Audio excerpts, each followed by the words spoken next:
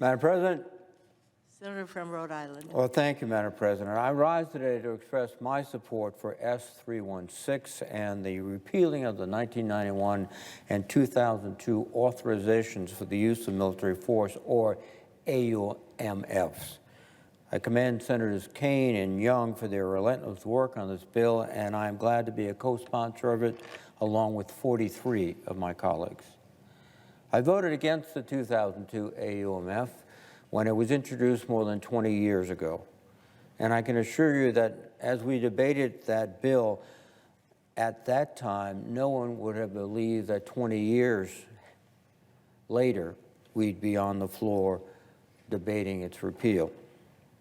The war against Saddam Hussein is long over, and our bilateral relationship with Iraq is fundamentally different today. In our current fight against violent extremists, the Biden administration has clearly stated it does not rely on the 2002 AUMF as a basis for any ongoing military operations. Let's remember what the 2002 AUMF authorizes. The United States went to war, and I quote, "to defend the national security of the United States against the continuing threat posed by Iraq." The Bush administration alleged falsely that Iraq had amassed an arsenal of nuclear weapons.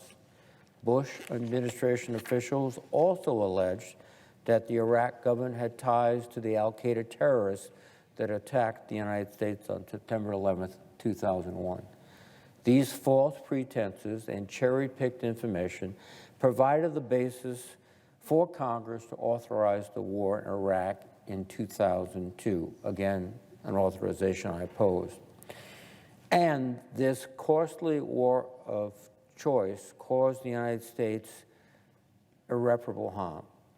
It causes to take our eyes off violent extremist groups throughout the region and a resurgent Taliban in Afghanistan.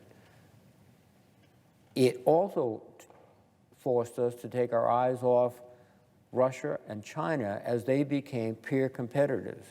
As we spent billions of dollars investing in tactical vehicles to protect our troops in a counterinsurgency, as we spent billions of dollars to try to train Afghan forces, the Russians and the Chinese invested them in hypersonic vehicles, in very sophisticated long-term precision strike weapons. And the Chinese have been building a whole Navy since then. And we paid very little attention because we were preoccupied with Iraq. And finally, and ironically, it allowed Iran to become one of the most powerful and dangerous forces in the region because it took out a bloc against their ambitions, which had been Saddam Hussein in Iraq. And as a result, we are paying today for those errors of judgment. And I think it's only fitting that we recognize it and repeal those AUMFs. We have ongoing operations to suppress violent extremists.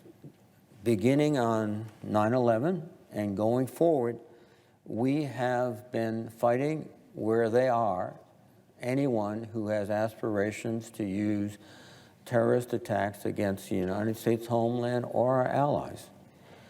That is a result of the 2001 AUMF that essentially empowered our government to find, defeat terrorists anywhere they are that poses a threat to the United States and to our allies.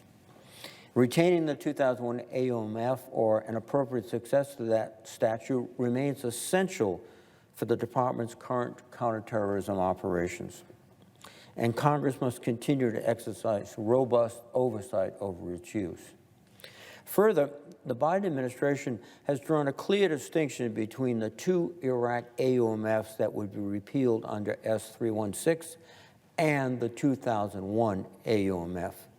Repeal of the two AUMFs would have no impact on our current operations, and as a domestic legal basis, no ongoing military activities rely solely on either the 1991 or 2002 AUMF.